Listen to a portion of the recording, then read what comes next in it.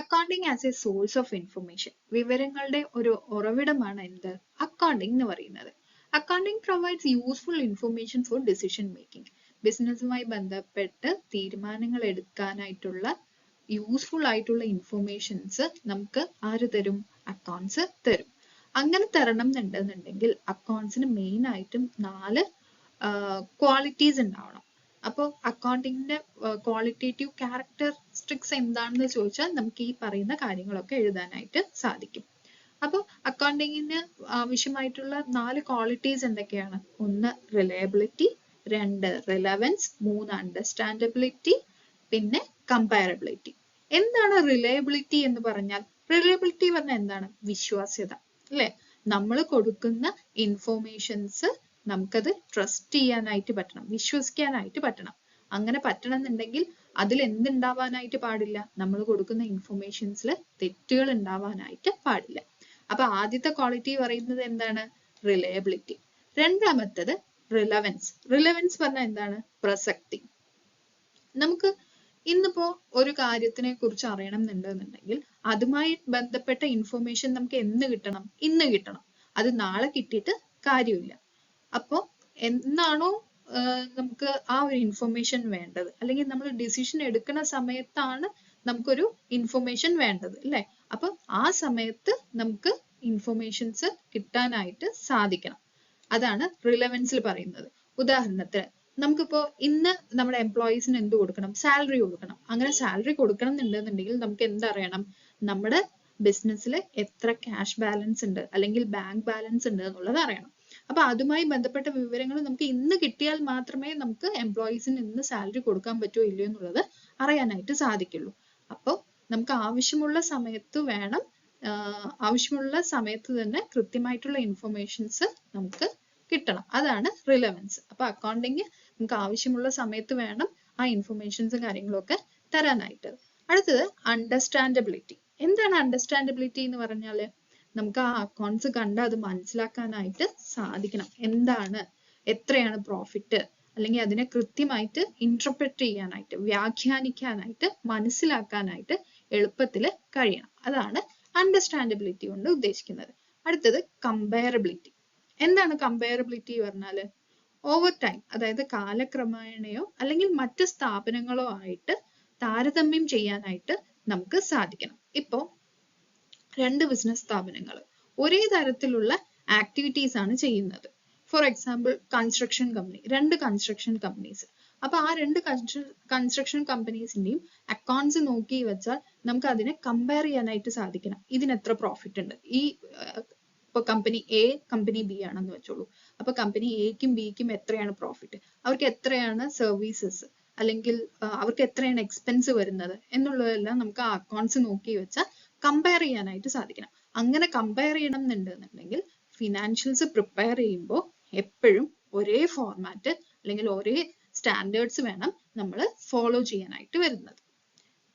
ഇനി അടുത്തത് types of accounting. പലതരത്തിലുള്ള അക്കൗണ്ടിങ് ഉണ്ട്. അതിലൊന്നാണ് എന്ത്? ഫിനാൻഷ്യൽ അക്കൗണ്ടിങ് എന്ന് പറയുന്നത്. സാമ്പത്തിക ഇടപാടുകൾ രേഖപ്പെടുത്താനായിട്ടാണ് നമ്മൾ ഫിനാൻഷ്യൽ അക്കൗണ്ട്സ് പ്രിപ്പയർ ചെയ്യുന്നത്. ഫിനാൻഷ്യൽ ട്രാൻസാക്ഷൻസ് റെക്കോർഡ് ചെയ്യുന്നതിനെയാണ് നമ്മൾ ഫിനാൻഷ്യൽ അക്കൗണ്ടിങ് എന്ന് പറയുന്നത്. എന്നിട്ട് നമ്മൾ എന്ത് പ്രിപ്പയർ ചെയ്യും? ഫിനാൻഷ്യൽ റിപ്പോർട്ട്സ് പ്രിപ്പയർ ചെയ്യും. ഓക്കെ. അടുത്തത് കോസ്റ്റ് അക്കൗണ്ടിങ്. നമ്മുടെ ബിസിനസ് സ്ഥാപനത്തിൽ എത്ര എക്സ്പെൻസ് ഉണ്ട്, നമ്മുടെ ചെലവുകൾ എങ്ങനെ കുറയ്ക്കാം, നമ്മുടെ ചെലവുകൾ എത്രയാണ്, അതുമായി ബന്ധപ്പെട്ട കാര്യങ്ങളൊക്കെ അക്കൗണ്ട് ചെയ്യണതിനെയാണ് നമ്മൾ എന്ത് പറയുന്നത്? കോസ്റ്റ് അക്കൗണ്ടിങ് എന്ന് പറയുന്നത്. അടുത്തത് മാനേജ്മെന്റ് അക്കൗണ്ടിങ്. മാനേജ്മെന്റിന് ആവശ്യമായിട്ടുള്ള കാര്യങ്ങൾ, അതായത് ബഡ്ജറ്റ് പ്രിപ്പയർ ചെയ്യാനായിട്ട്, അല്ലെങ്കിൽ എന്തെങ്കിലും ഒരു തീരുമാനം എടുക്കാനായിട്ട്, അല്ലെങ്കിൽ ബിസിനസ് ഓപ്പറേഷൻസ് നിയന്ത്രിക്കാൻ ആവശ്യമായിട്ടുള്ള ഇൻഫർമേഷൻസ് ഒക്കെ പ്രൊവൈഡ് ചെയ്യുന്ന അക്കൗണ്ടിങ്ങിനെയാണ് നമ്മൾ എന്ത് പറയുന്നത്? മാനേജ്മെന്റ് അക്കൗണ്ടിങ് എന്ന് പറയുന്നത്. അപ്പോൾ by possessing these qualities and types, accounting information become useful for stakeholders like investors, managers and regulators. ഈ പറഞ്ഞ ക്വാളിറ്റീസ് എല്ലാം നമ്മുടെ അക്കൗണ്ടിങ് ഫോളോ ചെയ്യാണ് അല്ലെങ്കിൽ അതിനുണ്ടെന്നുണ്ടെങ്കിൽ നമ്മുടെ സ്റ്റേക്ക് ഹോൾഡേഴ്സിന്, നമ്മുടെ ബിസിനസിന്റെ യൂസേഴ്സിന് ആവശ്യമായിട്ടുള്ള ഇൻഫർമേഷൻസ് എല്ലാം അക്കൗണ്ടിങ്ങിന് കൊടുക്കാനായിട്ട് സാധിക്കും.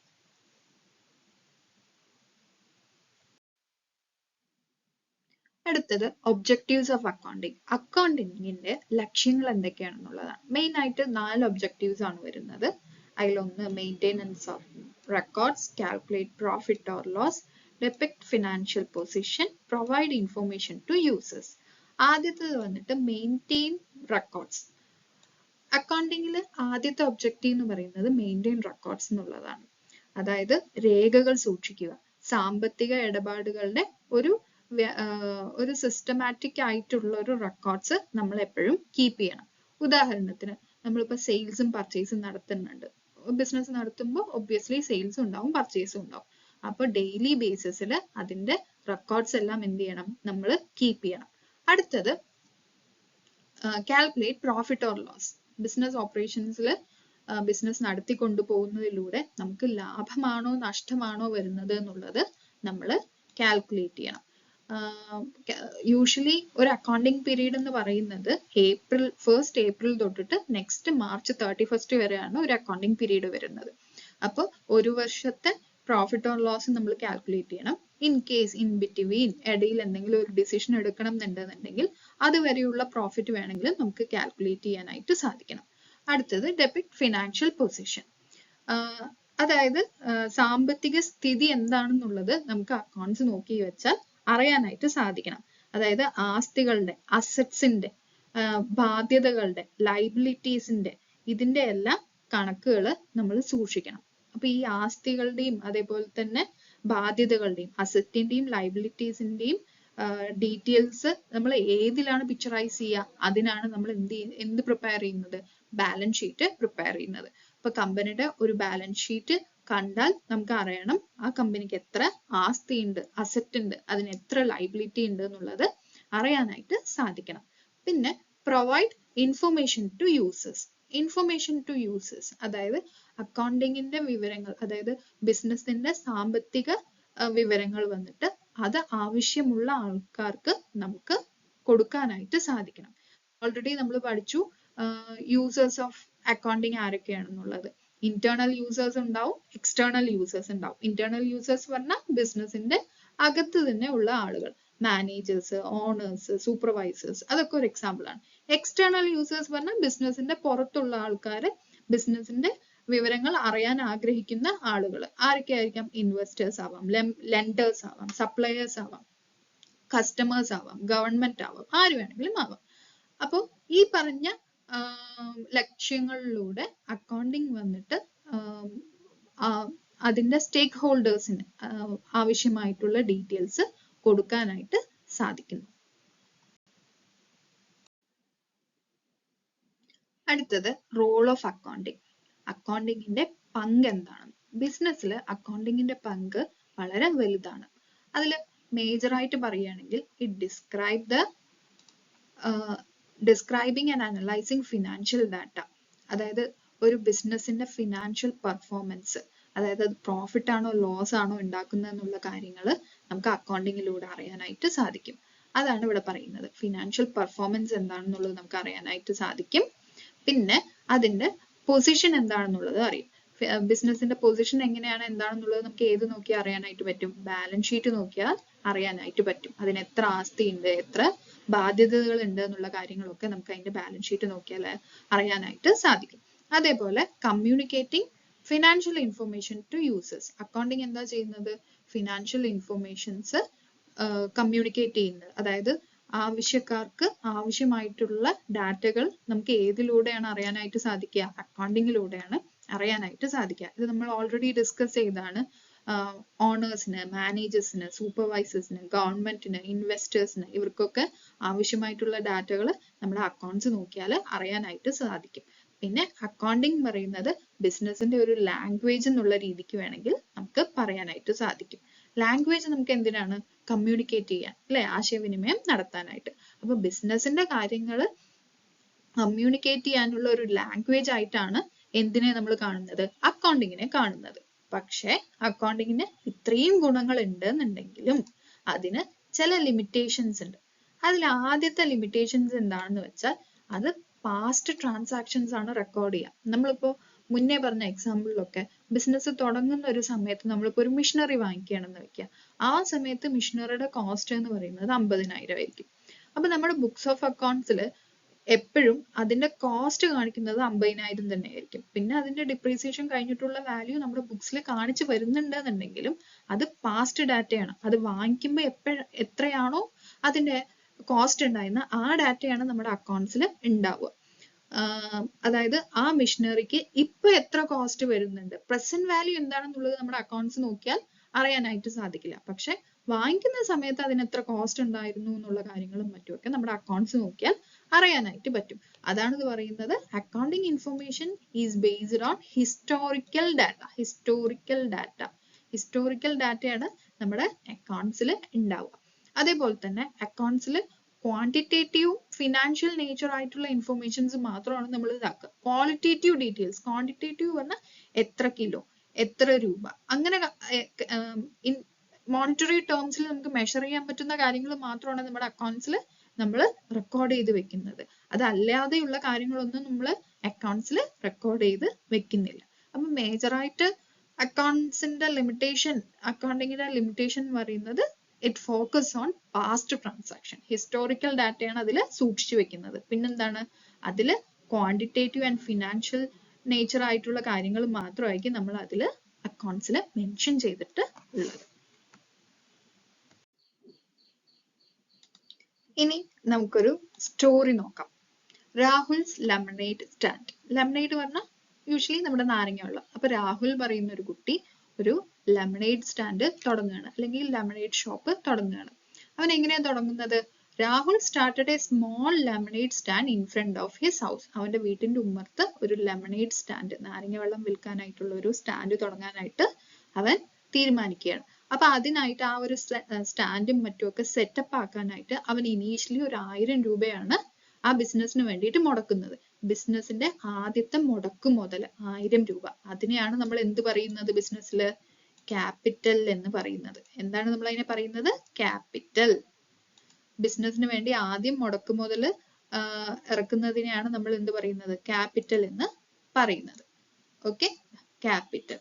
അത് കഴിഞ്ഞിട്ട് അവൻ ആ ഒരു എമൗണ്ട് വെച്ചിട്ട് തന്നെ ആ ഒരു സ്റ്റാൻഡും മറ്റുമൊക്കെ സെറ്റപ്പ് ചെയ്തു. പിന്നെന്ത് വാങ്ങിച്ചു? കുറച്ച് ലെമണും ഷുഗറും അതേപോലെ ഗ്ലാസും മറ്റുമൊക്കെ വാങ്ങിച്ചു. പക്ഷെ അങ്ങനെ വാങ്ങിച്ചപ്പോൾ അവൻ ഈ മുടക്കിയ 1000 തികയാതെ വന്നു. അവനൊരു അഡീഷണൽ 500 രൂപയുടെ കൂടെ ആവശ്യം വന്നു. പക്ഷെ ആ 500 രൂപ അവന്റെ കയ്യിൽ അപ്പോൾ എടുക്കാനായിട്ട് ഉണ്ടായിരുന്നില്ല. അപ്പൊ അവൻ എന്ത് ചെയ്തു? ആ 500 രൂപ അവന്റെ ഫ്രണ്ടിന്റെ കയ്യിൽ നിന്നും അവൻ കടം വാങ്ങിക്കുകയാണ്. അപ്പൊ 500 റുപ്പീസ് എന്ത് ചെയ്തു? അവന്റെ ഫ്രണ്ടിന്റെ കയ്യിൽ നിന്ന് കടം വാങ്ങിക്കുകയാണ്. 500 റുപ്പീസ് ഫ്രണ്ടിന്റെ കയ്യിൽ നിന്ന് കടം വാങ്ങിക്കുകയാണ്. ആ 500നെ നമ്മൾ എന്താ പറയാ? ലയബിലിറ്റി. ആ രാഹുലിന് ആ 500 രൂപ എന്ന് പറയുന്നത് അവന്റെ ബാധ്യതയാണ്. ഭാവിയിൽ അവനത് കൊടുത്തു തീർക്കണം. അപ്പൊ ആ 500 എന്ന് പറയുന്നത് അവന്റെ ബാധ്യതയാണ്. അപ്പൊ രാഹുലിന്റെ ബിസിനസിന്റെ മുടക്ക് മുതൽ ആദ്യം ഇനീഷ്യലി ഇൻവെസ്റ്റ് ചെയ്ത എമൗണ്ടിനെയാണ് നമ്മൾ എന്തെന്ന് പറഞ്ഞത്? ക്യാപിറ്റൽ എന്ന് പറഞ്ഞത്. പിന്നെ അത് കഴിഞ്ഞിട്ട് അത് തികയാതെ വന്നപ്പോൾ അവൻ അഡീഷണൽ ആയിട്ട് കുറച്ച് എമൗണ്ട് അവന്റെ ഫ്രണ്ടിന്റെ നിന്ന് വാങ്ങിച്ചു. അതിനെയാണ് എന്ത് പറയുന്നത്? ലയബിലിറ്റി എന്ന് പറയുന്നത്. അങ്ങനെ രാഹുലിന്റെ ലെമണേഡ് കുറച്ച് പോപ്പുലർ ആയി. ആളുകൾ വന്നിട്ട് അവന്റെ നിന്ന് ലെമണേഡ് വാങ്ങിക്കാനും മറ്റുമൊക്കെ തുടങ്ങി. Okay, and he started selling lemonade to his neighbours. അങ്ങനെ അടുത്തുള്ളവർക്കൊക്കെ അവൻ ലെമണേഡ് വിൽക്കാനായിട്ട് തുടങ്ങി. അങ്ങനെ ആദ്യത്തെ ആഴ്ചയിൽ വന്നിട്ട് അവൻ ലെമണേഡ് വിറ്റ് കിട്ടിയ കാശ് എത്ര രൂപയായിരുന്നു? 800 റുപ്പീസ് അവന് കിട്ടി. ആദ്യത്തെ ആഴ്ചയിൽ അവന് ലെമണേഡ് വിറ്റ് കിട്ടിയ പൈസയാണ് എത്ര? 800 റുപ്പീസ്. അപ്പൊ ആ ലെമണേഡ് ഉണ്ടാക്കാനും മറ്റും ഉണ്ടായ എക്സ്പെൻസസ്, അതായത് ആ ഒരു ലെമൺ ജ്യൂസ് വിൽക്കണം എന്നുണ്ടെന്നുണ്ടെങ്കിൽ അതിനാവശ്യമായ ലെമണ്, ഷുഗർ, മറ്റു സാധനങ്ങളൊക്കെ വാങ്ങിക്കാൻ വേണ്ടിയിട്ട് അവൻ ചെലവാക്കിയ പൈസയാണ് 300 രൂപ. അതിനെയാണ് നമ്മൾ എന്ത് പറയുന്നത്? എക്സ്പെൻസ് എന്ന് പറയുന്നത്. അപ്പൊ ഇനിയിപ്പോ ആദ്യത്തെ ആഴ്ച അവൻ 800 രൂപയ്ക്ക് വിറ്റു. അതിനായിട്ട് അവന് 300 രൂപയുടെ എക്സ്പെൻസ് ഉണ്ടായി. ഓക്കെ, അപ്പൊ ആ ആഴ്ച രാഹുലിന് പ്രോഫിറ്റ് ആണോ ഉണ്ടായേ, ലോസ് ആണോ ഉണ്ടായേ എന്നുള്ളത് അറിയണം. അപ്പൊ അവന്റെ സെയിൽസ് എത്രയാണോ അതിൽ നിന്ന് അവന്റെ എക്സ്പെൻസ് മൈനസ് ചെയ്യണം. അപ്പൊ സെയിൽസ് എക്സ്പെൻസിനെക്കാട്ടിലും കൂടുതലാണ്. അപ്പൊ അവിടെ രാഹുലിന് എന്താണ് ഉണ്ടായിരിക്കുന്നത്? പ്രോഫിറ്റ് ആണ് ഉണ്ടായിരിക്കുന്നത്. 800 റുപ്പീസിന്റെ സെയിൽസ് ഉണ്ടായി, അതിൽ 300 റുപ്പീസിന്റെ എക്സ്പെൻസ് ഉണ്ടായി. അപ്പൊ 800ന് 300 മൈനസ് ചെയ്യുമ്പോൾ നമുക്ക് 500 റുപ്പീസ് കിട്ടും. ആ 500 ആണ് അവന് ആദ്യത്തെ ആഴ്ച കിട്ടുന്ന പ്രോഫിറ്റ്. അപ്പൊ നമ്മൾ ക്യാപിറ്റൽ എന്താണെന്ന് പഠിച്ചു, ലയബിലിറ്റി എന്താണെന്ന് പഠിച്ചു, സെയിൽസ് എന്താണെന്ന് മനസ്സിലായി, എക്സ്പെൻസ് എന്താണെന്ന് മനസ്സിലായി, പ്രോഫിറ്റ് എന്താണെന്ന് മനസ്സിലായി. ഇനി അടുത്തത്, he used some of the profit to buy more supplies and paid back rupees 200 to Rohan. അവനിപ്പോ 500 രൂപയുടെ ലാഭം ഉണ്ടായിട്ടുണ്ട്. ആ ലാഭത്തിൽ നിന്ന് കുറച്ച് എമൗണ്ട് എടുത്തിട്ട് അവൻ കുറച്ചും കൂടി ലെമണും ഷുഗറും എല്ലാം വാങ്ങിച്ചു ബിസിനസിന് വേണ്ടിയിട്ട്. എന്നിട്ട് അതിൽ നിന്നും 200 രൂപ റോഹന് തിരിച്ചു കൊടുത്തു. അവൻ 500 റുപ്പീസ് വന്നിട്ട് റോഹന്റെ നിന്ന് എന്ത് വാങ്ങിച്ചിട്ടുണ്ടായിരുന്നു? കടം വാങ്ങിച്ചിട്ടുണ്ടായിരുന്നു. പ്രോഫിറ്റ് കിട്ടിയപ്പോ അതിന്ന് 200 റുപ്പീസ് എടുത്തിട്ട് റോഹന് ലൈബിലിറ്റി തിരിച്ചു കൊടുത്തു. അപ്പൊ ഇപ്പോ രാഹുലിന്റെ ലൈബിലിറ്റി എത്രയാണ്? 500 റുപ്പീസ് ആയിരുന്നു അവന്റെ ലൈബിലിറ്റി റോഹന്റെ നിന്ന് വാങ്ങിച്ചത്. അതിൽ ഇപ്പൊ 200 റുപ്പീസ് റീപേ ചെയ്തു, തിരിച്ചു കൊടുത്തു. ഇനി അപ്പോ രാഹുലിന്റെ ലൈബിലിറ്റി എന്ന് പറയുന്നത് 500 മൈനസ് 200, 300 റുപ്പീസ് ആണ് ഇനിയിപ്പോ രാഹുലിന്റെ ലൈബിലിറ്റി പറഞ്ഞിട്ട് ഉള്ളത്. Okay. One day, Rahul's friend Rohan brought a glass of lemonade for ₹20 and paid ₹50, saying, "Keep the change as a tip." Rahul was happy with the extra amount. Usually, ആ ലെമണേഡിന് എന്ന് പറഞ്ഞാൽ അതിന്റെ വില കിട്ടുന്നത് 20 റുപ്പീസ് ആണ്. ആ 20 റുപ്പീസ് രാഹുൽ ഫിക്സ് ചെയ്തിരിക്കുന്നത് രാഹുലിന്റെ ലാഭവും കൂടി, പ്രോഫിറ്റിന്റെ ഒരു പോർഷനും കൂടി ചേർത്തിട്ടായിരിക്കും 200 റുപ്പീസ് ഒരു ഗ്ലാസ് ഓഫ് ലെമണേഡിനെ വന്ന് ഫിക്സ് ചെയ്തിട്ടുണ്ടാവുക. അങ്ങനെ ഇരിക്കുമ്പോൾ ഒരു ദിവസം റോഹൻ വന്നിട്ട് ഒരു ഗ്ലാസ് ലെമണേഡും കുടിച്ച് അതിന് 50 റുപ്പീസ് കൊടുത്തു, അല്ലെ? 50 റുപ്പീസ് കൊടുത്തിട്ട് എന്ത് പറഞ്ഞു? ബാക്കി നീ വെച്ചോ പറഞ്ഞു കൊടുക്കുകയാണ്. അപ്പൊ യൂഷ്വലി ബിസിനസ്സിൽ നിന്ന് കിട്ടുന്ന ലാഭമല്ലാതെ എക്സ്ട്രാ കിട്ടിയതാണ് ഈ 30 റുപ്പീസ്. 30 റുപ്പീസ് എങ്ങനെയാ കിട്ടിയത്? 50 റുപ്പീസ് ആണ് കൊടുത്തത്. യൂഷ്വലി ലെമണേഡിന്റെ പ്രൈസ് പറയുന്നത് 20 റുപ്പീസ് ആണ്. അപ്പൊ 50 മൈനസ് 20, ആ 30 റുപ്പീസ് യൂഷ്വലി ബിസിനസ്സിൽ നിന്ന് കിട്ടുന്ന പ്രോഫിറ്റിനെക്കാട്ടിലും എക്സ്ട്രാ ആയിട്ട് കിട്ടിയിരുന്നതാണ്. അതിനെയാണ് നമ്മൾ എന്ത് പറയുക? ഗെയിൻ എന്ന് പറയുന്നത്. Okay. But one day Rahul's glass broken and he had to spend ₹50 to replace it. അങ്ങനെ ഇരിക്കുമ്പോൾ ഒരു ദിവസം എന്തായി? രാഹുലിന്റെ ഒരു ഗ്ലാസ് വീണ് ഉടഞ്ഞുപോയി, അല്ലെ? അപ്പൊ ആ ഗ്ലാസ് അവന് നഷ്ടമായി. അതിനു വേണ്ടിയിട്ട് അവൻ ആ ഗ്ലാസ് റീപ്ലേസ് ചെയ്യാൻ വേണ്ടിയിട്ട് എത്ര എമൗണ്ട് സ്പെൻഡ് ചെയ്യേണ്ടി വന്നു? 50 റുപ്പീസ് സ്പെൻഡ് ചെയ്യേണ്ടി വന്നു അഡീഷണൽ ആയിട്ട്. അപ്പൊ ആ ഉടഞ്ഞ ഗ്ലാസ് എന്ന് പറയുന്നത് രാഹുലിന്റെ ഒരു നഷ്ടമാണ്. അതിനു വേണ്ടിയിട്ട് ആ ഗ്ലാസ് റീപ്ലേസ് ചെയ്യാൻ വേണ്ടിയിട്ട് അവൻ എത്ര ചെലവാക്കി? 50 റുപ്പീസ് ചെലവാക്കി. അത് അവന്റെ ഒരു നഷ്ടമാണ്, ലോസ് ആണ്. മനസ്സിലായോ?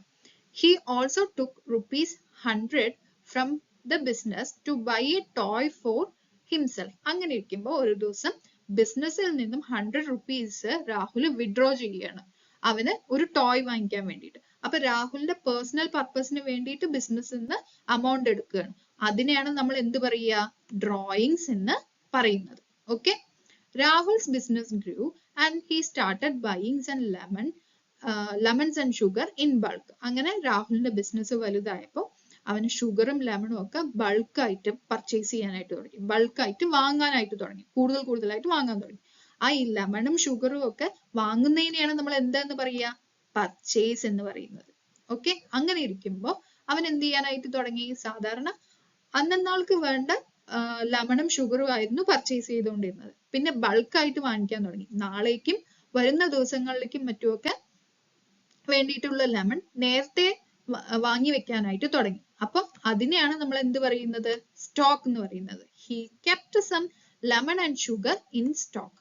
അതായത് നാളേക്ക് വേണ്ടിയിട്ട്, ഫോർ ഫ്യൂച്ചർ യൂസിന് വേണ്ടിയിട്ട് നമ്മൾ അഡീഷണൽ വാങ്ങി വെക്കുന്നതിനെയാണ് എന്ത് പറയുന്നത്? സ്റ്റോക്ക് എന്ന് പറയുന്നത്. Some of his customers brought lemonade on credit. അതായത് ചില കസ്റ്റമേഴ്സ് ലെമണേഡ് കുടിച്ചിട്ട് എന്ത് പറയും? പൈസ പിന്നെ തരാ പറയും. അപ്പൊ അങ്ങനെ നമുക്ക് പൈസ തരാനുള്ള ആൾക്കാരെയാണ് നമ്മൾ എന്ത് പറയുന്നത്? ഡെപ്റ്റേഴ്സ് എന്ന് പറയുന്നത്. ബിസിനസ്സിന് പൈസ തരാനുള്ള ആൾക്കാരെയാണ് നമ്മൾ ഡെപ്റ്റേഴ്സ് എന്ന് പറയുന്നത്. Rahul had to pay some of his suppliers for the supply he brought. അതായത് രാഹുൽ ലെമണും ഷുഗറും ഒക്കെ വാങ്ങിക്കുമ്പോൾ ചിലപ്പോൾ പറയും പൈസ പിന്നെ തരാം എന്ന് പറയും. അപ്പോൾ അവരെയാണ് നമ്മൾ എന്ത് പറയുന്നത്? ക്രെഡിറ്റേഴ്സ് എന്ന് പറയുന്നത്. അപ്പൊ ബിസിനസ്സിന് പൈസ തരാനുള്ള ആൾക്കാരെ ഡെപ്റ്റേഴ്സ് എന്നും ബിസിനസ് ആർക്കെങ്കിലും പൈസ കൊടുക്കാനുണ്ട് എന്നുണ്ടെങ്കിൽ അവരെ ക്രെഡിറ്റേഴ്സ് എന്നും പറയും. അങ്ങനെ ഇരിക്കുമ്പോൾ Rahul's front Rohan gave him a discount on the money he owed him if he paid back early. അതായത് പൈസ നേരത്തെ റോഹന്റെ നിന്ന് നമ്മൾ 500 rupees ആണ് ഇനീഷ്യലി നമ്മൾ കടം വാങ്ങിച്ചിട്ടുണ്ടായിരുന്നത്. അതിൽ 200 rupees റീപേ ചെയ്തു, ബാക്കി 300 rupees കൊടുക്കാനുണ്ട്. അപ്പൊ റോഹൻ പറയാണ്, നീ നേരത്തെ തന്നെ ആ എമൗണ്ട് റീപേ ചെയ്യുകയാണെങ്കിൽ ചെറിയൊരു എമൗണ്ട് നിനക്ക് ഡിസ്കൗണ്ട് തരാം. ആ 300 rupees സപ്പോസ് ഒരാഴ്ചക്കുള്ളിൽ നീ പേയ്മെന്റ് നടത്തുകയാണെന്നുണ്ടെങ്കിൽ ആ 300-ന് പകരം നീ എനിക്ക് 250 rupees തന്നാ മതി എന്ന് പറയാണ്. അപ്പൊ ആ 50 rupees ആണ് അവന് കിട്ടുന്ന ഡിസ്കൗണ്ട്. ഓക്കെ, 300 കൊടുക്കാനുണ്ട്, പകരം 250 തന്നാ മതി പറയാണ്. അപ്പൊ അതിൽ ആ ഡിഫറൻസിലെ ആ 50 rupees-നെയാണ് നമ്മൾ എന്ത് പറയുന്നത്, ഡിസ്കൗണ്ട് എന്ന് പറയുന്നത്. Okay, he kept all his receipts and invoices to track the business transaction. അവൻ ബിസിനസ്സുമായി നടക്കുന്ന എല്ലാ റെസിപ്റ്റ്സിന്റെയും ഇൻവോയ്സും എല്ലാം അവൻ സൂക്ഷിച്ചു വെച്ചു. ആ റെസിപ്റ്റ്സിനെയും ഇൻവോയ്സിനെയും ഒക്കെ പറയുന്ന പേരാണ് എന്ത്, വൗച്ചേഴ്സ്. എന്താണ് പറയുന്നത്, vouchers. As Rahul's business grew, he learned to manage his finances and make smart decisions. അങ്ങനെ രാഹുലിന്റെ ബിസിനസ് വളർന്നപ്പോൾ അവന് സാമ്പത്തിക ഇടപാടുകൾ മാനേജ് ചെയ്യാനും സ്മാർട്ട് ആയിട്ടുള്ള ഡിസിഷൻ എടുക്കാനും അവൻ പഠിച്ചു. അങ്ങനെ അക്കൗണ്ടിങ്ങിന്റെയും അതേപോലെ ബുക്സ് ഓഫ് അക്കൗണ്ട്സ് മെയിൻറ്റെയിൻ ചെയ്യണതിന്റെയും ട്രാക്ക് മെയിൻറ്റെയിൻ ചെയ്യും, ബിസിനസ് ട്രാൻസാക്ഷന്റെ ട്രാക്ക് മെയിൻറ്റെയിൻ ചെയ്യണതിന്റെയും ഇമ്പോർട്ടൻസിനെ കുറിച്ചിട്ട് രാഹുലിന് മനസ്സിലായി. അപ്പൊ ഈ സ്റ്റോറിയിൽ നിന്ന് നമുക്ക് മെയിൻ ആയിട്ട് അറിയേണ്ട കുറച്ച് ടേംസ് ഉണ്ട്, അക്കൗണ്ടിങ് ടേംസ് ആണ്. അതാണ് ക്യാപിറ്റൽ. അപ്പൊ ക്യാപിറ്റൽ എന്താണ്, ആദ്യം നമ്മൾ ഇൻവെസ്റ്റ് ചെയ്യുന്ന ആ മുടക്ക് മുതലിനെയാണ് എന്ത് പറയുന്നത്, ക്യാപിറ്റൽ എന്ന് പറയുന്നത്. ലൈബിലിറ്റി എന്ന് പറയുന്നത് ബിസിനസിന് വേണ്ടി നമ്മൾ പുറത്തുനിന്ന് കടം വാങ്ങിക്കുകയാണെന്നുണ്ടെങ്കിൽ അതിനെയാണ് എന്ത് പറയുന്നത്, ലൈബിലിറ്റി എന്ന് പറയുന്നത്. അതേപോലെ ബിസിനസ്സിന്ന് സാധനങ്ങൾ വിൽക്കുമ്പോൾ, സെയിൽ ചെയ്യുമ്പോൾ, അതിന്റെ ഓപ്പറേഷന് വേണ്ടി സെയിൽ ചെയ്യുന്നതിനെയാണ് സെയിൽസ് എന്ന് പറയുന്നത്. അതേപോലെ ബിസിനസിന് വേണ്ടി സാധനങ്ങൾ വാങ്ങിക്കണതിനെയാണ് നമ്മൾ എന്ത് പറയുക, പർച്ചേസ് എന്ന് പറയുന്നത്. എക്സ്പെൻസ് പറഞ്ഞാൽ ബിസിനസ്സുമായി ബന്ധപ്പെട്ട ചെലവുകളെയാണ് നമ്മൾ എന്ത് പറയുന്നത്, എക്സ്പെൻസ് എന്ന് പറയുന്നത്. ഗെയിൻ എന്ന് പറഞ്ഞാൽ യൂഷ്വലി ബിസിനസ്സിന് കിട്ടുന്ന ലാഭത്തിനെക്കാട്ടിലും കൂടുതൽ എന്തെങ്കിലും കിട്ടുകയാണെന്നുണ്ടെങ്കിൽ അതിനെയാണ് ഗെയിൻ എന്ന് പറയുന്നത്. ഡ്രോയിങ്സ് എന്ന് പറഞ്ഞാൽ ബിസിനസിന്റെ ഓണേഴ്സ് അതിന്ന് എമൗണ്ട് വിഡ്രോ ചെയ്യണം, അവരുടെ പേഴ്സണൽ പർപ്പസിന് വേണ്ടിയിട്ട് ബിസിനസ്സിന്ന് എമൗണ്ട് വിഡ്രോ ചെയ്യണമെന്നുണ്ടെങ്കിൽ അതിനെ ഡ്രോയിങ്സ് എന്ന് പറയും. ഡെപ്റ്റേഴ്സ് പറഞ്ഞാൽ എന്താണ്, ബിസിനസ്സിന് ആരെങ്കിലും എമൗണ്ട് തരാനുണ്ട് എന്നുണ്ടെങ്കിൽ അതിനെ ഡെപ്റ്റേഴ്സ് എന്നും, ബിസിനസ് ആർക്കെങ്കിലും പൈസ കൊടുക്കാനുണ്ട് എന്നുണ്ടെങ്കിൽ അവരെ ക്രെഡിറ്റേഴ്സ് എന്നും പറയും. അതേപോലെ റെസിപ്റ്റ്സും ഇൻവോയ്സും ഒക്കെ സൂക്ഷിച്ചു വെക്കണം, അതിനെയാണ് റെസിപ്റ്റ്സിനെ ഇൻവോയ്സിനെ ഒക്കെയാണ് നമ്മൾ എന്ത് പറയുന്നത്, വൗച്ചേഴ്സ് എന്ന് പറയുന്നത്. അടുത്തത് basic terms in accounting. Basic terms, അക്കൗണ്ടിങ്ങിൽ യൂസ് ചെയ്യുന്ന ബേസിക് ടേംസ് ഏതൊക്കെയാണെന്നുള്ളത് നമ്മൾ ഓൾറെഡി കഴിഞ്ഞ എക്സാമ്പിളിൽ തന്നെ ബേസിക് ആയിട്ട് വരുന്ന ടേംസ് ഏതൊക്കെയാണെന്നുള്ളതൊക്കെ നമ്മൾ പഠിച്ചു. എന്നാലും നമുക്ക് ഒന്നുകൂടി ബാക്കി അതല്ലാതെ വേറെ ഏതെങ്കിലും ടേംസ് ഉണ്ടോ എന്നുള്ളത് കൂടി നമുക്കൊന്ന് നോക്കാം. ആദ്യത്തേത് എൻറ്റിറ്റി. ഒരു ബിസിനസ് ഓർഗനൈസേഷനെയാണ്, ബിസിനസ് അല്ലെങ്കിൽ ഒരു ഓർഗനൈസേഷനെയാണ് നമ്മൾ എന്ത് പറയുന്നത്, എൻറ്റിറ്റി എന്ന് പറയുന്നത്. ഇപ്പൊ കഴിഞ്ഞ എക്സാമ്പിളിനെ ആ ലെമണേഡ് സ്റ്റാൻഡിനെ നമുക്ക് എന്ത് പറയാം, ഒരു എൻറ്റിറ്റി എന്നുള്ളത് പറയാനായിട്ട് പറ്റും.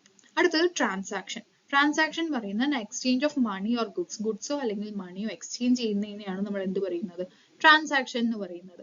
ഇപ്പോ സെല്ലിംഗ് ഓഫ് ലെമണേഡ് അതൊരു ട്രാൻസാക്ഷൻ ആണ്. അടുത്തത് അസറ്റ്. അസറ്റ് പറഞ്ഞാൽ ബിസിനസിന്റെ ആസ്തി, ബിസിനസ് ഓൺ ചെയ്തിരിക്കുന്നത് എന്തൊക്കെയാണെന്നുള്ളതാണ്. For example cash, inventory. Inventory പറഞ്ഞാൽ സ്റ്റോക്ക്, അതേപോലെ എക്യുപ്മെന്റ്സ്. ഇതിനെയൊക്കെ നമുക്ക് എന്തെന്ന് പറയാം, ബിസിനസിന്റെ അസറ്റ്സ് ആണ് എന്നുള്ളത് പറയാനായിട്ട് സാധിക്കും. ഓക്കെ, അടുത്തത് ലൈബിലിറ്റീസ്. ലൈബിലിറ്റീസ് പറഞ്ഞാൽ ബിസിനസ്സിന് ഉണ്ടാവുന്ന ബാധ്യതകൾ. ഇപ്പോ കഴിഞ്ഞ എക്സാമ്പിൾ പറയുകയാണെങ്കിൽ രാഹുൽ വന്നിട്ട് റോഹന്റെ ഇന്ന് 500 rupees കടം വാങ്ങിച്ചിട്ടുണ്ടായിരുന്നു. അത് ബിസിനസിനെ സംബന്ധിച്ചിടത്തോളം അതൊരു ലൈബിലിറ്റിയാണ്.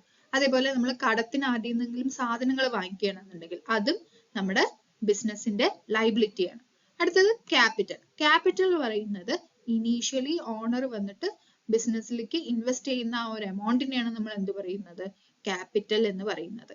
ഇപ്പോൾ കഴിഞ്ഞ എക്സാമ്പിളിൽ ലെമണേഡ് സ്റ്റാൻഡ് തുടങ്ങാനായിട്ട് രാഹുൽ എത്ര രൂപയാണ് ഇൻവെസ്റ്റ് ചെയ്തത്, 1000 rupees. ആ 1000 rupees ആണ് ബിസിനസിന്റെ ക്യാപിറ്റൽ എന്ന് പറയുന്നത്. അടുത്തത് സെയിൽസ് എന്ന് പറയുന്നത് ബിസിനസിന് വേണ്ടിയിട്ട് നമ്മൾ ഗുഡ്സോ അല്ലെങ്കിൽ സർവീസസോ സെയിൽ ചെയ്യണതിനെയാണ് എന്ത് പറയുന്നത്, സെയിൽസ് എന്ന് പറയുന്നത്. റവന്യൂ എന്ന് പറഞ്ഞാൽ നമ്മൾ സെയിൽ ചെയ്തിട്ട് നമ്മൾ ഏൺ ചെയ്യുന്ന ആ ഇൻകത്തിനെയാണ് എന്ത് പറയുന്നത്, റവന്യൂ എന്ന് പറയുന്നത്. അടുത്തത് എക്സ്പെൻസ്, അതായത് ബിസിനസ് റൺ ചെയ്യാനായിട്ട് നമുക്ക് ഉണ്ടാവുന്ന ചെലവുകളെയാണ് എന്ത് പറയുന്നത്, എക്സ്പെൻസ് എന്ന് പറയുന്നത്. ഇപ്പോ റെന്റ് കൊടുക്കുന്നത്, സാലറി കൊടുക്കുന്നത്, ഇതെല്ലാം ബിസിനസിന് വേണ്ടിയിട്ടുണ്ടാവുന്ന എക്സ്പെൻസുകളാണ്. അടുത്തത് എക്സ്പെൻഡിച്ചർ. എക്സ്പെൻഡിച്ചർ പറഞ്ഞാൽ spending of money or incurring a liability for the benefit or service. ബിസിനസിന്റെ ബെനിഫിറ്റിന് വേണ്ടി നമ്മൾ ഇൻകർ ചെയ്യുന്ന, നമുക്ക് ഉണ്ടാവുന്ന ഒരു ബാധ്യത അല്ലെങ്കിൽ നമുക്ക് ഉണ്ടാവുന്ന ആ ഒരു ചെലവിനെയാണ് നമ്മൾ എന്ത് പറയുന്നത്, എക്സ്പെൻഡിച്ചർ എന്ന് പറയുന്നത്. പ്രോഫിറ്റ് എന്താണെന്ന് വെച്ചാൽ നമുക്ക് വരുമാനത്തിനെക്കാട്ടിലും കുറവാണ് ചെലവുകൾ എന്നുണ്ടെന്നുണ്ടെങ്കിൽ നമ്മൾ അവിടെ പ്രോഫിറ്റ് ആണ് ഉണ്ടാക്കിയിരിക്കുന്നത്. ഇനി അടുത്തത് ഗെയിൻ. ഗെയിൻ എന്ന് പറഞ്ഞാൽ യൂഷ്വൽ ബിസിനസ് ആക്ടിവിറ്റി എന്നല്ലാതെ നമുക്ക് എന്തെങ്കിലും അഡീഷണൽ എമൗണ്ട് കിട്ടുകയാണെന്നുണ്ടെങ്കിലാണ് അതിന് എന്ത് പറയുക, ഗെയിൻ എന്ന് പറയുന്നത്. ഇപ്പൊ കഴിഞ്ഞ എക്സാമ്പിളിന് രാഹുലിന്റെ ഫ്രണ്ട് റോഹൻ ലെമണേഡ് വാങ്ങി കുടിക്കുന്നു. ലെമണേഡിന് 20 റുപ്പീസ് ആണ്, പകരം എത്ര രൂപ കൊടുത്തു, 50 റുപ്പീസ് കൊടുത്തു. അപ്പൊ യൂഷ്വലി ആ ഒരു ബിസിനസ്സിലൂടെ നമുക്ക് കിട്ടുന്ന ഒരു എമൗണ്ട് എന്ന് പറയുന്നത് 20 റുപ്പീസ് ആണ്. പക്ഷെ റോഹൻ എത്ര രൂപ കൊടുത്തു, 50 റുപ്പീസ് കൊടുത്തു. അതായത് അഡീഷണൽ ആയിട്ട് ഒരു 30 റുപ്പീസ് എന്ത് കൊടുത്തിട്ടുണ്ട്, റോഹൻ കൊടുത്തിട്ടുണ്ട്. ആ അഡീഷണൽ അത് നോൺ ബിസിനസ് ആക്ടിവിറ്റീസ് അല്ലാതെ വരുന്ന ഒരു പ്രോഫിറ്റ് ആണ്. അതിനെയാണ് നമ്മൾ എന്ത് പറയുക, ഗെയിൻ എന്ന് പറയുന്നത്. അടുത്ത ലോസ് എന്ന് പറഞ്ഞാൽ നമ്മുടെ റവന്യൂവിനെക്കാട്ടിലും കൂടുതലാണ് നമ്മുടെ എക്സ്പെൻസ് എന്നുണ്ടെങ്കിൽ, അല്ലെങ്കിൽ അൺഫോർസീൻ ആയിട്ട് പ്രതീക്ഷിക്കാതെ നമുക്കൊരു നഷ്ടം ഉണ്ടാവുകയാണെന്നുണ്ടെങ്കിൽ അതിനെ ലോസ് എന്ന് പറയും. ഇപ്പൊ അവിടെ രാഹുലിന്റെ ബിസിനസ്സിൽ രാഹുലിന്റെ ഒരു ലെമണേഡ് കൊടുക്കുന്ന ഒരു ഗ്ലാസ് വീണുടഞ്ഞു. അത് നമ്മൾ പ്രതീക്ഷിക്കാതെ ഉണ്ടാവുന്ന ഒരു നഷ്ടമാണ് നമുക്ക്. ആ ഗ്ലാസ് ഉടഞ്ഞത് മൂലം നമ്മൾ വേറൊരു ഗ്ലാസ് വാങ്ങിക്കണം ബിസിനസ്സിന് വേണ്ടിയിട്ട്, അല്ലെ? അപ്പൊ അതൊക്കെ അപ്രതീക്ഷിതമായിട്ട് വരുന്ന ഒരു ചെലവാണ്. അതിനെയാണ് നമ്മൾ എന്ത് പറയുന്നത്, ലോസ് എന്ന് പറയുന്നത്. അല്ലാന്നുണ്ടെങ്കിൽ നമ്മുടെ റവന്യൂവിനെക്കാട്ടിലും നമുക്ക് ഉണ്ടാവുന്ന ഇൻകത്തിനെക്കാട്ടിലും കൂടുതലാണ് നമ്മുടെ എക്സ്പെൻസ് എന്നുണ്ടെന്നുണ്ടെങ്കിലും നമ്മൾ അതിനെ എന്ത് പറയും, ലോസ് എന്ന് പറയും. അടുത്തത് ഡിസ്കൗണ്ട്. ഡിസ്കൗണ്ട് എന്ന് പറയുന്നത് നമ്മളിപ്പോ സപ്പോസ് ആ ലെമണേഡിന്റെ കേസ് തന്നെ നോക്കാം. നമ്മൾ ലെമണേഡ് ബിസിനസിന് വേണ്ടിയിട്ട് എന്ത് വാങ്ങിക്കണം, ലെമൺ വാങ്ങിക്കണം, അല്ലെ? ലെമൺ ബൾക്കായിട്ട് നമ്മൾ വാങ്ങിക്കുമ്പോൾ സേ ഒരു 10,000 റുപ്പീസിന് നമ്മൾ ലെമൺ വാങ്ങിച്ചു. അപ്പോൾ സപ്ലയർ പറയാണ്, ഓക്കെ നിങ്ങൾ ബൾക്കായിട്ട് പർച്ചേസ് ചെയ്തല്ലേ, നിങ്ങൾക്ക് ഒരു 1000 റുപ്പീസ് ഡിസ്കൗണ്ട് എന്ന് പറഞ്ഞിട്ട് തരുന്നു. അപ്പൊ 10,000 പകരം എന്ത് എത്ര എമൗണ്ട് കൊടുത്താൽ മതി, 9,000 കൊടുത്താൽ മതി. ആ 1000 റുപ്പീസ് ആണ് നമ്മുടെ എന്ത് എന്ന് പറയുന്നത്, ഡിസ്കൗണ്ട് എന്ന് പറയുന്നത്. ഓക്കെ. അതേപോലെ തന്നെ കഴിഞ്ഞ എക്സാമ്പിളിൽ പറയുകയാണെന്നുണ്ടെങ്കിൽ റോഹന്റെ പൈസ നേരത്തെ കൊടുക്കുകയാണെന്നുണ്ടെങ്കിൽ റോഹൻ ഒരു എമൗണ്ട് ഡിസ്കൗണ്ട് ആയിട്ട് തരാവുന്നു. അതായത് 500 റുപ്പീസ് ആണ് നമ്മൾ റോഹന്റെ നിന്ന് വാങ്ങിച്ചത്. പ്രോഫിറ്റ് കിട്ടിയപ്പോൾ നമ്മൾ 200 റുപ്പീസ് എന്ത് കൊടുത്തു, തിരിച്ചു കൊടുത്തു. ബാക്കി 300 റുപ്പീസ് ആയിരുന്നു ഉണ്ടായിരുന്നത്. ആ 300 റുപ്പീസ് നമ്മളിപ്പോൾ ഒരാഴ്ചക്കുള്ളിൽ കൊടുക്കുകയാണെന്നുണ്ടെങ്കിൽ 300ന് പകരം എത്ര രൂപ തന്നാൽ മതി വന്നു, 250 റുപ്പീസ് തന്നാൽ മതി വന്നു. അപ്പൊ ആ ഡിഫറൻസ് 50 റുപ്പീസ് നമ്മൾ കുറച്ചു കൊടുത്തില്ലേ, ആ എമൗണ്ടിനെയാണ് നമ്മൾ എന്താന്ന് പറയുന്നത്, ഡിസ്കൗണ്ട് എന്ന് പറയുന്നത്. വൗച്ചേഴ്സ് പറഞ്ഞാൽ എന്താണ്, documentary evidence of transaction like receipts or invoices. ബിസിനസ്സുമായി ബന്ധപ്പെട്ട എല്ലാ റെസിപ്റ്റ്സിനെയും ഇൻവോയ്സിനെയാണ് നമ്മൾ എന്ത് പറയുന്നത്, വൗച്ചേഴ്സ് എന്ന് പറയുന്നത്. നമ്മുടെ കഴിഞ്ഞ എക്സാമ്പിൾ പറയുകയാണെങ്കിൽ ലെമൺ വാങ്ങിച്ചത്, ഷുഗർ വാങ്ങിച്ചത്, ഗ്ലാസ് വാങ്ങിച്ചത്, ഇതിനെല്ലാം എന്ത് കിട്ടും, നമുക്ക് ബില്ല് കിട്ടും, അല്ലെ? ആ ബില്ലിനെ, ഇൻവോയ്സിനെ അല്ലെങ്കിൽ ആ റെസിപ്റ്റിനെ ഒക്കെയാണ് നമ്മൾ എന്ത് പറയുന്നത്, വൗച്ചർ എന്ന് പറയുന്നത്. വൗച്ചർ എന്താണ്, ഡോക്യുമെന്ററി എവിഡൻസ് ഓഫ് ട്രാൻസാക്ഷനെയാണ് എന്ത് പറയുന്നത്, വൗച്ചർ എന്ന് പറയുന്നത്. എന്താണ് ഗുഡ്സ് എന്ന് പറഞ്ഞാൽ, products brought or sold by a business. ബിസിനസ്സിൽ വാങ്ങിക്കുന്ന സാധനങ്ങളെയാണ് നമ്മൾ എന്ത് എന്ന് പറയുന്നത്, ഗുഡ്സ് എന്ന് പറയുന്നത്. അടുത്തതാണ് ഡ്രോയിങ്സ്. എന്താണ് ഡ്രോയിങ്സ് എന്ന് പറഞ്ഞാല്, ബിസിനസ്സിൽ നിന്നും ഗുഡ്സോ അല്ലാന്നുണ്ടെങ്കിൽ എന്തെങ്കിലും പൈസയോ പേഴ്സണൽ യൂസിന് വേണ്ടിയിട്ട് നമ്മൾ എടുക്കുകയാണെന്നുണ്ടെങ്കിലാണ് അതിനെ നമ്മൾ എന്ത് പറയുന്നത്, ഡ്രോയിങ്സ് എന്ന് പറയുന്നത്. കഴിഞ്ഞ എക്സാമ്പിള് രാഹുൽ വന്നിട്ട് ടോയ് വാങ്ങിക്കാനായിട്ട് ഒരു 100 റുപ്പീസ് ബിസിനസ് എടുത്തു, അല്ലെ? അത് ആ ബിസിനസിന്റെ ഡ്രോയിങ്സ് ആണ്. ഓക്കെ. അടുത്തത് പർച്ചേസ്. പർച്ചേസ് വന്നാൽ വിൽക്കാനായിട്ട് നമ്മൾ വാങ്ങിക്കുന്ന സാധനങ്ങളെയാണ് നമ്മൾ എന്ത് പറയുന്നത്, പർച്ചേസ് എന്ന് പറയുന്നത്. Okay. Buying goods or services for use or sale. വിൽക്കാനോ അല്ലെങ്കിൽ ആ ബിസിനസിന് വേണ്ടി യൂസ് ചെയ്യാനോ വേണ്ടിയിട്ട് നമ്മൾ വാങ്ങുന്ന സാധനങ്ങളെയാണ് എന്ത് പറയുന്നത്, പർച്ചേസ് എന്ന് പറയുന്നത്. അടുത്തത് സ്റ്റോക്ക്. സ്റ്റോക്ക് പറഞ്ഞാൽ goods or materials on on hand like inventory. അതായത് ബിസിനസിന്റെ ഫ്യൂച്ചർ യൂസിന് വേണ്ടിയിട്ട് നമ്മൾ സാധനങ്ങൾ വാങ്ങി വെക്കുകയാണ്. അതായത് കഴിഞ്ഞ എക്സാമ്പിളിൽ ലെമണേഡിന്റെ കേസിൽ വന്നിട്ട് കുറച്ച് ലെമണും അഡീഷണൽ ഷുഗറും ഫ്യൂച്ചർ യൂസിന് വേണ്ടിയിട്ട് രാഹുൽ വാങ്ങി വെച്ചു അല്ലെ. ആ ഫ്യൂച്ചർ യൂസിന് വേണ്ടി വാങ്ങി വെച്ച ആ സാധനങ്ങളെയാണ് നമ്മൾ എന്തെന്ന് പറയുന്നത്? സ്റ്റോക്ക് എന്ന് പറയുന്നത്. അടുത്തത് ഡെപ്റ്റേഴ്സ്. ഡെപ്റ്റേഴ്സ് പറഞ്ഞാൽ ബിസിനസിന് പൈസ തരാനുള്ള ആൾക്കാർ. അതായത് ലെമണേഡ് ഇപ്പോ കടത്തിന് വാങ്ങി കുടിച്ചു, പിന്നീട് പൈസ തരാ പറഞ്ഞിട്ട്, അപ്പൊ ആ ആൾക്കാരെയാണ് നമ്മൾ എന്ത് പറയുന്നത്? ഡെപ്റ്റേഴ്സ് എന്ന് പറയുന്നത്. ബിസിനസിന് അല്ലെങ്കിൽ നമുക്ക് പൈസ തരാനുള്ള ആൾക്കാരെയാണ് എന്ത് പറയുന്നത്? ഡെപ്റ്റേഴ്സ് എന്ന് പറയുന്നത്. ക്രെഡിറ്റേഴ്സ് എന്ന് പറഞ്ഞാലോ? ക്രെഡിറ്റേഴ്സ് പറഞ്ഞാൽ ബിസിനസ് അല്ലെങ്കിൽ നമ്മൾ ആർക്കെങ്കിലും കാശ് കൊടുക്കാനുണ്ട് എന്നുണ്ടെങ്കിൽ അവരെയാണ് എന്ത് പറയുന്നത്? ക്രെഡിറ്റേഴ്സ് എന്ന് പറയുന്നത്. സപ്ലയേഴ്സോ ലെൻഡേഴ്സോ. അതായത് നമ്മളിപ്പോൾ ലെമണേഡിന്റെ കേസിൽ നോക്കുകയാണെങ്കിൽ നമ്മൾ ബൾക്കായിട്ട് ലെമൺ വാങ്ങിച്ചു, സേ 10,000 rupees ലെമൺ വാങ്ങിച്ചു, എന്നിട്ട് ആ എമൗണ്ട് പിന്നെ തരാം എന്ന് പറയുകയാണ്. കടത്തിന് നമ്മൾ വാങ്ങിക്കുകയാണ്. അപ്പോൾ ആ വാങ്ങിച്ച സപ്ലയർ ആണ് നമ്മുടെ ക്രെഡിറ്റർ. ബിസിനസ് ആർക്കെങ്കിലും പൈസ കൊടുക്കാനുണ്ടെന്നുണ്ടെങ്കിൽ ആ ആൾക്കാരെയാണ് എന്ത് പറയുക? ക്രെഡിറ്റേഴ്സ് എന്ന് പറയുക. ബിസിനസ്സിന് ആരെങ്കിലും പൈസ തരാനുണ്ടെന്നുണ്ടെങ്കിൽ അവരെ നമ്മൾ ഡെപ്റ്റർ എന്നും പറയും. അപ്പൊ ഇതാണ് ബേസിക് ആയിട്ട് അക്കൗണ്ടിങ് ടേംസ് എന്ന് പറയുന്നത്. ഇനി നമുക്ക് കുറച്ച് ക്വസ്റ്റ്യൻസ് നോക്കാം. ആദ്യത്തെ question, discount allowed to a customer is a dash to the business. Business ഇപ്പൊ ഒരു കസ്റ്റമർക്ക് ഒരു ഡിസ്കൗണ്ട് കൊടുക്കുകയാണ്. ഡിസ്കൗണ്ട് മീൻസ് നമ്മൾ ഒരു പ്രൊഡക്റ്റ് സെയിൽ ചെയ്യുന്നു, സേ 100 rupees നമ്മൾ സെയിൽ ചെയ്യുന്നു. എന്നിട്ട് നമ്മൾ ആ കസ്റ്റമറുടെ അടുത്ത് പറയണം, നിങ്ങൾ ഇന്ന് തന്നെ പേയ്മെന്റ് ചെയ്യണമെന്നുണ്ടെങ്കിൽ നിങ്ങൾക്ക് 10 rupees ഡിസ്കൗണ്ട്, പകരം നിങ്ങൾ എത്ര രൂപ തന്നാൽ മതി? 90 rupees തന്നാൽ മതി എന്ന് പറയണം. അപ്പൊ ആ 10 rupees നമ്മൾ ഡിസ്കൗണ്ട് ആയിട്ട് കസ്റ്റമർക്ക് കൊടുത്തുവല്ലോ. അപ്പൊ discount allowed to a customer എന്ന് പറയുന്നത് ബിസിനസിനെ സംബന്ധിച്ചിടത്തോളം എന്താണ്? ബിസിനസിനെ സംബന്ധിച്ചിടത്തോളം അതൊരു എക്സ്പെൻസ് ആണ്. എന്താണ്? എക്സ്പെൻസ് ആണ്. അപ്പൊ discount allowed to a customer എന്ന് പറയുന്നത് ബിസിനസിനെ സംബന്ധിച്ചിടത്തോളം എന്താണ്? ഒരു എക്സ്പെൻസ് ആണ്. ഓക്കെ. അടുത്തത്, identify the event not amendable to accounting treatment. Accounting ട്രീറ്റ്മെന്റുമായിട്ട് അല്ലെങ്കിൽ അക്കൗണ്ട് ചെയ്യാൻ പറ്റാത്തത് ഇതിൽ ഏതാണെന്നാണ് അതിൽ ചോദിക്കുന്നത്. Sale of goods, salary paid, directors are appointed, rent paid. അപ്പൊ ഇതിൽ വന്നിട്ട് ഈ sale of goods, salary paid, rent paid, ഈ മൂന്നും ബിസിനസ്സുമായി ബന്ധപ്പെട്ടതാണ്. മോണിറ്ററി ടേംസിൽ നമുക്ക് മെഷർ ചെയ്യാനും പറ്റും. പക്ഷെ ഡയറക്ടേഴ്സ് ആർ അപ്പോയിന്റ്മെന്റ് എന്നുള്ളത് ബിസിനസ്സുമായിട്ട് ബന്ധപ്പെട്ടതാണെന്നുണ്ടെങ്കിൽ നമുക്ക് മോണിറ്ററി ടേംസിൽ മെഷർ ചെയ്യാനായിട്ട് പറ്റില്ല. അപ്പൊ നമ്മൾ ആ കാര്യം എന്ത് ചെയ്യില്ല? അക്കൗണ്ടിങ് ചെയ്യില്ല. അപ്പൊ ഇതിൽ ഓഡ് വൺ പറയുന്നത് ഡയറക്ടേഴ്സ് ആർ അപ്പോയിന്റഡ് എന്നാണ്. അടുത്തത്, find out the odd one out പറയുന്നത് machinery, land and building, closing stock, furniture. ഇതെല്ലാം അസറ്റ് തന്നെയാണ്. പക്ഷേ അസറ്റിനെ തന്നെ നമുക്ക് രണ്ടായിട്ട് ക്ലാസിഫൈ ചെയ്യാൻ പറ്റും. കറന്റ് അസറ്റും നോൺ കറന്റ് അസറ്റും. കറന്റ് അസറ്റ് പറഞ്ഞാൽ സേ 1 ഇയറിനുള്ളിൽ അതിനെ വിറ്റ് നമുക്ക് ക്യാഷ് ആക്കാൻ പറ്റുന്നതിനെയാണ് എന്ത് പറയുന്നത്? കറന്റ് അസറ്റ് എന്ന് പറയുന്നത്. നോൺ കറന്റ് അസറ്റ് എന്ന് പറഞ്ഞാലോ ലോങ് ടേമിലേക്ക് വേണ്ടിയിട്ട് മോർ ദാൻ 1 ഇയറിന് വേണ്ടിയിട്ട് നമ്മൾ ബിസിനസ്സിലേക്ക് പർച്ചേസ് ചെയ്ത് വെച്ച സാധനങ്ങളെയാണ്. മിഷനറിയും ലാൻഡ് ആൻഡ് ബിൽഡിങ്ങും ഫർണിച്ചറും എല്ലാം മോർ ദാൻ 1 ഇയർ യൂസിന് പറഞ്ഞിട്ടാണ് നമ്മൾ ബിസിനസ്സിൽ വാങ്ങി വെച്ചിരിക്കുന്നത്. അത് ഇന്ന് വാങ്ങി നാളെ വിൽക്കാന്നുള്ള എയിമോടെ അല്ല എന്ത് ചെയ്തിരിക്കുന്നത്? പർച്ചേസ് ചെയ്തിരിക്കുന്നത്. അപ്പോ ഇതിൽ ക്ലോസിംഗ് സ്റ്റോക്ക് മാത്രമാണ് നമ്മൾ എന്തിനാ പറഞ്ഞിട്ടാക്കുന്നത്? നമ്മള് സെയിൽ ചെയ്യാൻ വേണ്ടിയിട്ട്, സേ 1 ഇയർ പീരീഡിനുള്ളിൽ തന്നെ സെയിൽ ചെയ്യാൻ വേണ്ടിയിട്ടാണ് നമ്മൾ ഈ ക്ലോസിംഗ് സ്റ്റോക്ക് വെച്ചിരിക്കുന്നത്. ഓക്കെ. അടുത്തത്, if mister Kumar purchased from our business for ₹10,000 he is our creditor, true or false? നമ്മൾ ഡെറ്ററും ക്രെഡിറ്ററും എന്താണെന്ന് പഠിച്ചു.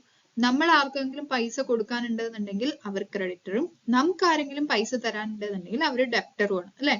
അപ്പൊ കുമാർ വന്നിട്ട് നമ്മുടെ കയ്യിൽ നിന്ന് പർച്ചേസ് ചെയ്തിരിക്കുകയാണ്. എത്ര രൂപ? 10,000 rupees പർച്ചേസ് ചെയ്തിരിക്കുകയാണ്. പക്ഷെ പൈസ തന്നിട്ടില്ല.